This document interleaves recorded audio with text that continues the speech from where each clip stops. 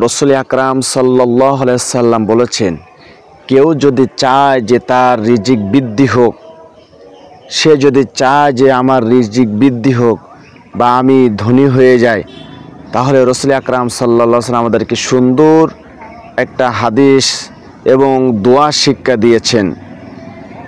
রাসূল আকরাম সাল্লাল্লাহু আলাইহি সাল্লাম বলেছেন, কোনো ব্যক্তি যদি সকাল সন্ধ্যা এই দোয়াটি পাঠ করতে থাকে খালেস নিয়তে, আল্লাহর উপরে ভরসা রেখে যদি কোনো ব্যক্তি এই দোয়াটা পড়ে, আল্লাহ পাক সুবহানাহু ওয়া তাআলা তার রিজিক এমনভাবে বৃদ্ধি করে দেবেন তিনি কল্পনাও করতে পারবেন না।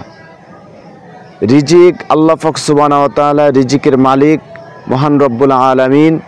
আর এই দোয়াগুলো যদি খালেস নিয়তে কোনো ব্যক্তি যদি পড়তে পারে, তাহলে আল্লাহ পাক সুবহানাহু ওয়া তাআলা এমনভাবে তার আল্লাহ পাক সুবহানাহু ওয়া তাআলার ধনভাণ্ডার থেকে এমনভাবে তাকে রিজিক দান করবে সে কখনো কল্পনাও করতে পারবে না। সেজন্য যারা রিজিকের প্রয়োজন, শুধু তাই নয়, মানুষের কাছে হাত পাতাও লাগবে না এই দোয়াগুলো যদি আপনি পড়তে পারেন।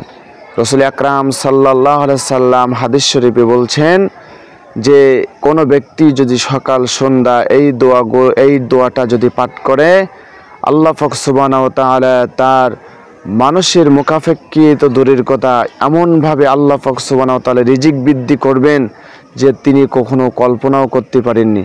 এমন এমন জায়গা থেকে তার রিজিক আসবে সে কখনো ভাবেও নি।